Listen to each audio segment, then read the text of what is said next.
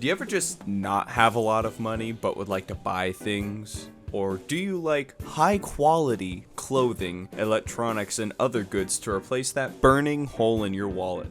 Well, look no further than one of the latest online marketplaces, Temu, a US-based company owned by the Chinese holding company named Pinduoduo, which is now headquartered in Ireland.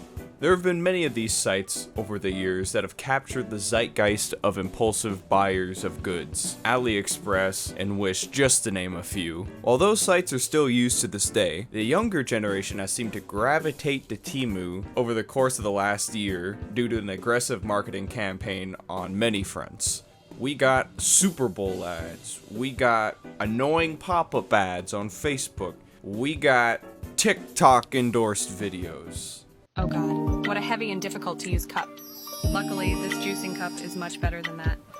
Just put some of your favorite fruits in it and you can easily squeeze out delicious juice. Honestly, I bought this from Temu. I'm sorry, I don't have a lot of muscles, but anyone with the slightest grip strength can lift this $30 oyster blender. I know, I can do it myself. And you know, I had no intentions of ever buying anything on this app until I came across an ad to get The Legend of Zelda Tears of the Kingdom for just over 23 bucks if I became a new user. And I'm like, nah, that's gotta be bullshit. But sure enough, after giving $23.39 to Pinduoduo Inc. and over a week of waiting, I am now the owner of an official Japanese copy of the latest $70 Nintendo game.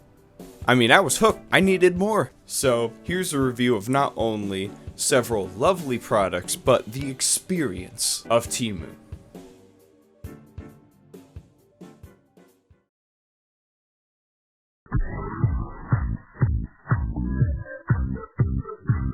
I've been needing a portable speaker for a while, but one of those nice JBL ones are just, yeah, they're too expensive. Never fear, T&G is here, with the same look and startup noise as a real JBL speaker.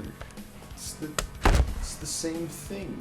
And it is, with 90% less bass and 800% more treble. But besides that, the sound quality for a cheap Bluetooth speaker isn't horrible, it's passable.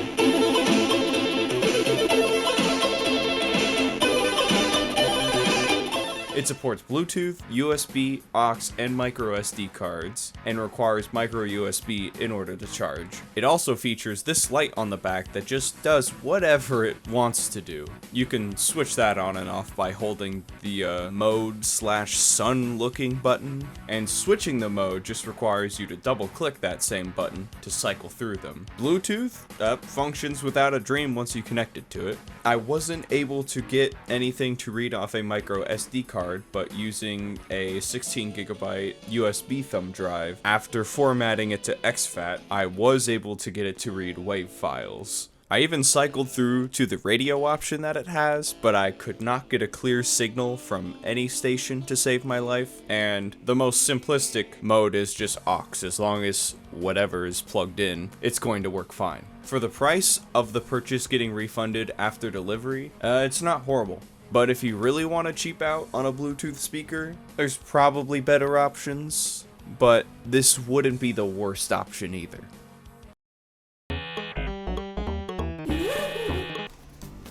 Okay, I'll be honest, I wanted it because it was green, and that's it.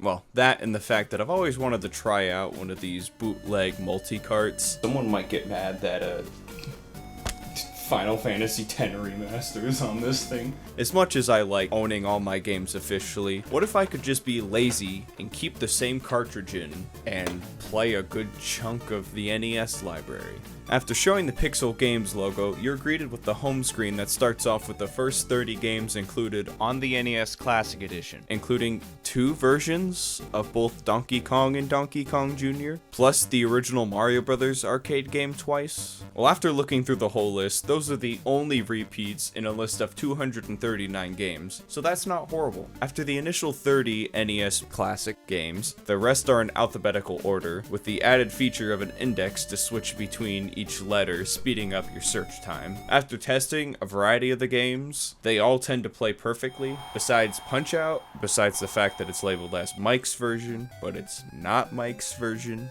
The Doc's face just goes all garbled after the first fight with Glass Joe. Not to mention that the games that use battery saves will save no problem, so no worries about playing any of the included RPGs or Kirby. This is a pretty good collection of games here. Most of the classics, along with some Famicom exclusives, and a couple bootlegs and hacks as well. I love me some bootlegs and hacks, so I'll run through a couple of those real quick, as Nintendo can't get mad at me for that. Deadpool is just a hack of Ninja Gaiden, adding a bunch of new moves and enemies in the game. Pretty fun. Aladdin is a classic among NES bootlegs, developed by the most prolific bootleggers, Hummer Team. While it does feel off at times, they did a much better job than the PAL exclusive officially licensed version by Virgin Games. Lion King 6 or 5, I'm not sure. There's a bunch of reskins of the same game. Is in the same vein as the official PAL exclusive Lion King NES game. Except Lion King over here is a sluggish mess of a maze game that's only well known for all of our playable characters killing themselves during game over screens, which still baffles me years after knowing about this. Oh, we have Master Fighter 2, another Hummer Team affair with several versions under different names, is an 8-bit demake of Street Fighter 2, which just doesn't play super well. Unlike Mortal Kombat 2, which uses the same engine as Master Fighter 2, plays less sluggish and is just more fun to play.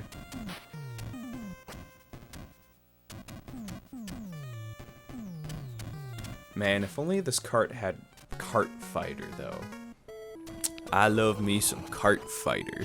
Overall, yes, there's a bunch of ROMs on one cartridge, and yes, some of them are definitely still sold by their respective copyright holders, so in the legal sense, cartridge bad. But for the games included, an FRAM chip so you can save the few games that would require a battery basically forever, and the convenience of it, I don't know, I'd say it's worth it. Okay, I'm always sus of memory cards by no-name brands. There's so many of those on like Amazon or other cheap marketplaces. So I was kind of hoping that buying a name one off of Temu would work perfectly, and that is the case for this Kodak 64GB micro SD card. Of course, it comes with a micro SD to SD card adapter, which is just a generic one with a Kodak sticker slapped on it, but the micro SD card perfectly works, so not bad. Hey. Okay, I've used these for a while, but always paid more for them in the past. They're a very cheap and easy solution to get older consoles outputted through HDMI onto modern televisions. There are definitely higher quality and probably better ways of doing it, but if you just need a cheap solution, this is perfect.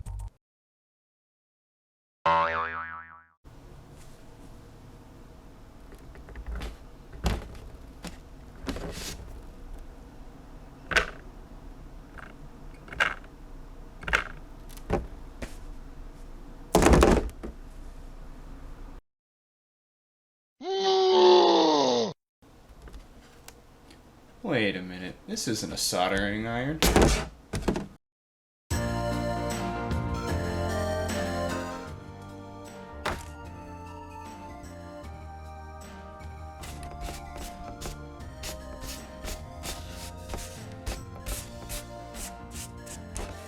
Shinji, get in the fucking robot.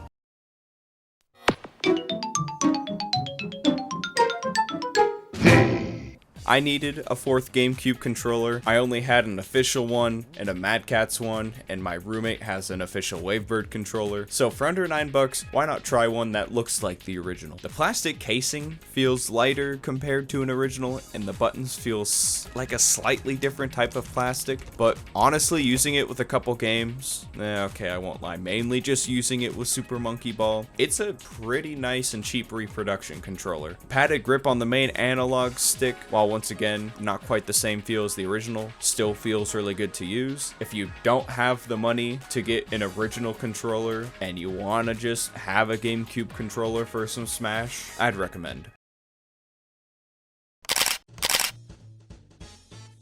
Okay, this thing is a pain in the ass to try to figure out. It only has 2 buttons on this, the power and the mode button, and I have, in the probably 2 hours of trying to mess with this, I've only accidentally taken a single picture and a single video, and I do not know how it happened. And let's just hope these instructions work. Ultra wide angle? Yeah, that's... It's showing features on here, but there's like 2 buttons and an SD card slot. 1080p video not flash. Oh, there we go. Blue lights out under the red light flashing on the long 3,5 minutes for double space 1080p video.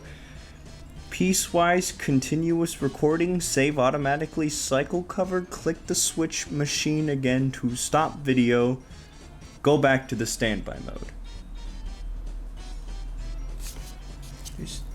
What?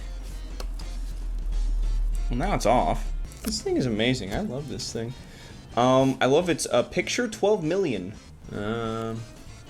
Yeah. It's dead. Blue light standby mode for motion detecting. Push mode key for 3 seconds.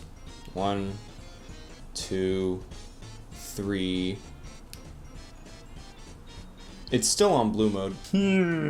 There's a TV out mode on this? Yeah, okay, good. It's I'm happy that this is an up-to-date device because it'll respond to Windows ME 2000, XP 2003, and Vista. Hey, but you Linux users out there, Dad and the Mackie boys, they can also use this too.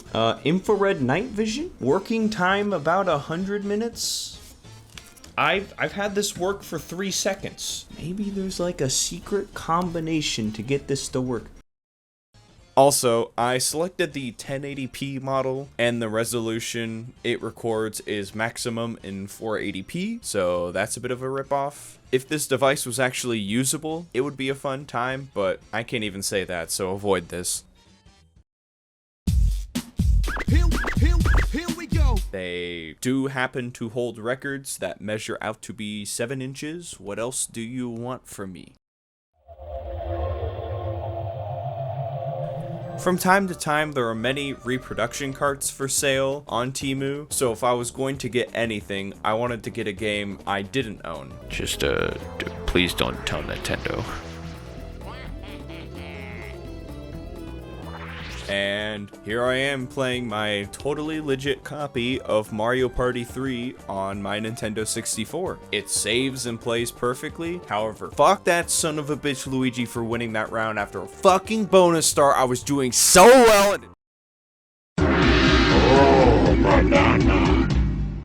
I mean, these things just speak for themselves. I'm happy with them, even if my fruit one here has some clear pixelation to the image itself. Would recommend.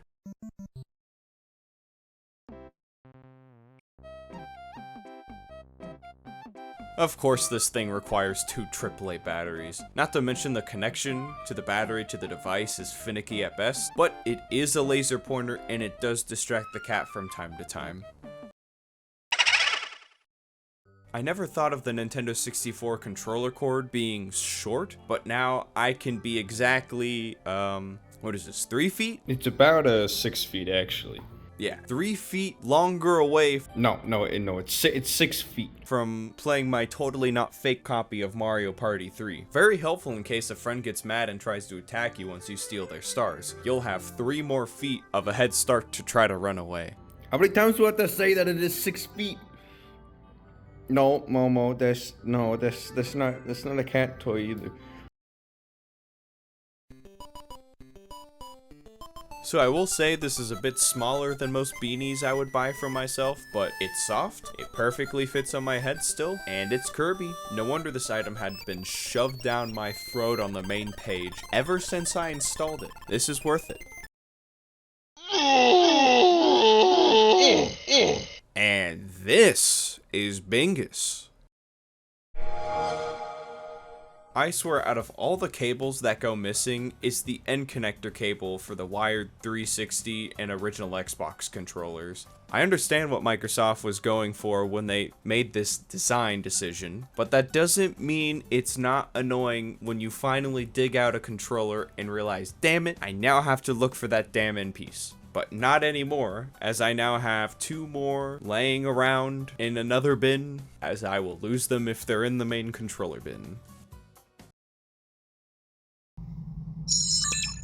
Well, that first camera was definitely a bust. Let's hope this bootleg GoPro works. And I must say, get this and not that shitty Dashcam. This has actual settings, it actually records in 1080p, and takes pictures at the resolutions it says it does. The battery life, I can tell, isn't great. However, if you're able to keep it plugged in semi-consistently, or really only need to record something for about an hour, it will work perfectly fine. One annoyance is it only supports micro SD cards that are 32 gigabytes and under, and of course slower micro USB charging, but this is exactly what I wanted from a shitty camera. It's usable.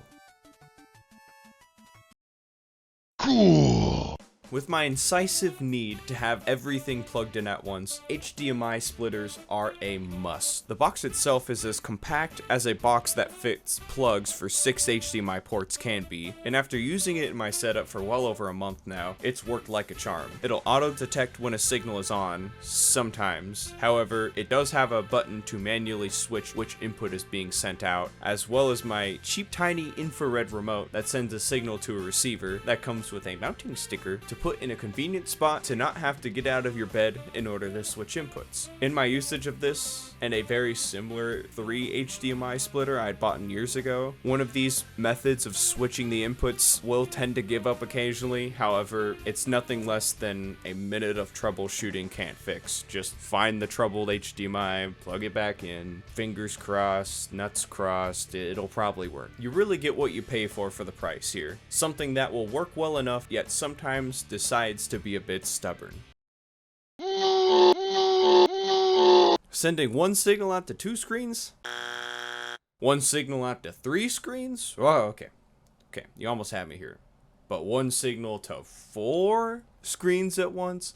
Let's fucking go. This isn't a choice. This is a necessity. Of course, like every other device, it uses micro USB to power, and like every cheaply produced electronic, the cable it comes with is like 3 centimeters long. But seeing one thing on 4 screens is just, it's beautiful. It's so beautiful.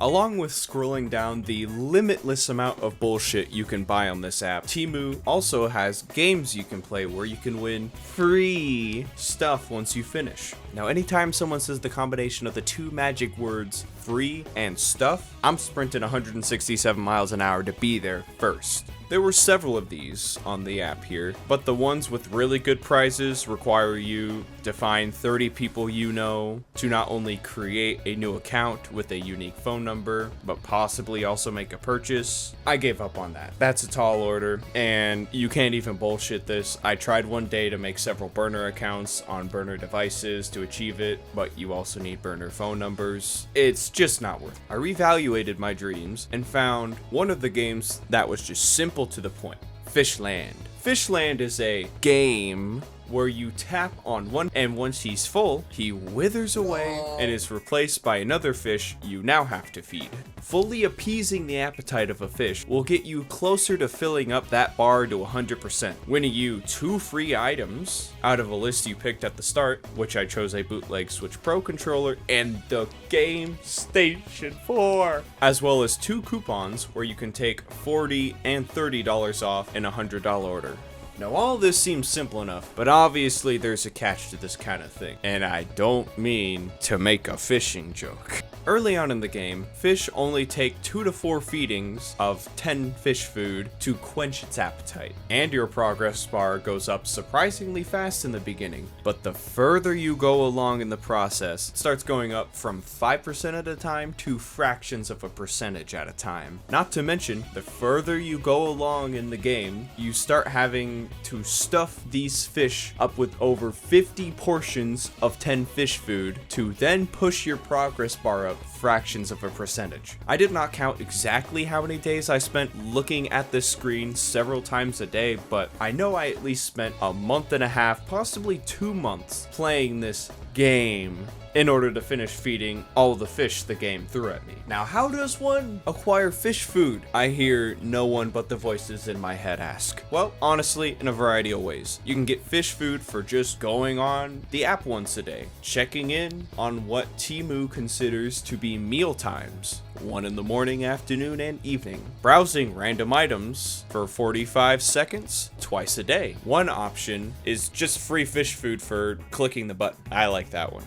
As well as many things of free fish food for successfully convincing other poor souls to join Temu and the Fishland game experience. Now, occasionally there would be other timed opportunities for other things you click on and wait some cooldown time in order to acquire fish food, but those opportunities would come and go as I played the game. Oh yeah, and I almost forgot, what gets you the most free fish food is buying things on Temu, of course. Did you expect fish food in return for paying your taxes or something? At the time I played the game, 20 bucks was awarded with 400 free fish food, $30 was 600 free fish food, and $40 would be 800 free fish food. So while no purchases are necessary to beat the game, you do have a time period in order to feed all the fish, even though for me it got extended twice during my duration of playing the game, so it might be bullshit. So not only does one feel more inclined to make that one more purchase as these fish are freaking fiending for food at the end, but with how much pain one is in to see your progress bar screen screech to a halt once you pass that 90% mark, well, you wouldn't want to lose all that progress in order to win that game Station 4 for free, now would you? And I can't stress this enough. When your progress bar hits 90%, you're actually closer to being 50% done with the whole game. However, I'm not weak. I'll bring out all the power of my addictive personality and waste my precious time on this planet to beat this game. And I did it. Holy shit. Wait a minute, the Game Station 4 is out of stock? I hate this. Well, thankfully the boys at Temu were nice enough to credit the value of that item to my account, and the bootleg Pro controller did ship over, so let's do one last product test, shall we? Oh yeah, I love me a Pro controller for N-Switch. For being a bootleg box, it sure does look pretty similar to the actual Switch Pro controller box. Inside we get a small USB-C to USB charging cable and a user manual. Thank God I can learn how to use a controller properly, as clearly I wouldn't have been able to do it if I didn't take a look at this guide. I'll be honest and fair, it's the best user manual that I've seen while looking at all of these items for the Teamsters or whoever I bought these things from. But at least if your controller work well with NS Switch, do not update your controller, which maybe cause controller system confusion. Well, thank God that's been cleared up. Comparing it to the real Switch Pro controller, I'll be honest, I'm impressed at the quality of this. Obviously, there's no mention of Nintendo or the Switch on the controller, and several of the buttons have a slightly different feel to them when pressed. I tended to notice the buttons felt a bit more clicky, but not necessarily in a negative way. I recently started playing Metroid Prime Remastered, so I've been switching back and forth from each of these controllers while playing the game, and honestly, I cannot tell any difference when playing the game on each controller until I look down and look at the controller. While I haven't sat down and timed the battery life of my official Pro controller, I do know that it has the same exact battery that's inside an official Pro controller. I'm honestly really impressed, and for how much cheaper this controller retails for compared to a real Switch Pro controller, I would honestly recommend it if you're on a budget and you just can't drop $70 on an official one. Just, don't suffer through Fishland for 2 months in order to get one for free. Value yourself and your free time more than I do, please. Before I finally deleted this app for good off my phone, I had some store credit from that Game Station 4 they wouldn't give me, and a $40 off a $100 order coupon to use. So should I find some more bullshit to spend money on, or should I try to find something worth my time on this app? You know, for a bit that first option would be funny, but remembering why I started this journey in the first place, which was to get Zelda Tears of the Kingdom for like 20 bucks, I decided to value my time and buy bought 3 more Switch games and some cheap stickers, cause why not, which only ended up charging me $45, while Nintendo released Switch games never go below $40 on sale a majority of the time. Getting 3 for $15 a pop is a steal. Luigi's Mansion 3 and New Super Mario Bros. U Deluxe were both the Japanese versions, and Super Mario Odyssey here is either the Hong Kong / Chinese / Taiwanese version of the game. And the Switch is region free and will adapt your language as soon as the cartridge is inserted, so it doesn't matter where they're from as long as they work. So is Temu really worth it? Does it really make you feel like you're shopping like a millionaire? No, honestly, it feels like every other AliExpress-esque website. While those one-time promotions to get you into the app are nice, except that $7 Nintendo Switch, that one has to be bullshit. But with how unorganized this whole app is, even once you specifically search for something, Fishland existing, and especially the knowledge that both Temu and Shein don't have anything in place to comply with forced labor acts, it's hard to recommend someone to just jump on the whole orange app and start buying away. While some items were definitely a deal, this whole experience was a mixed bag, so take this as your warning. This has been the Temu Experience. And for anyone commenting it's pronounced Temu, hee hee.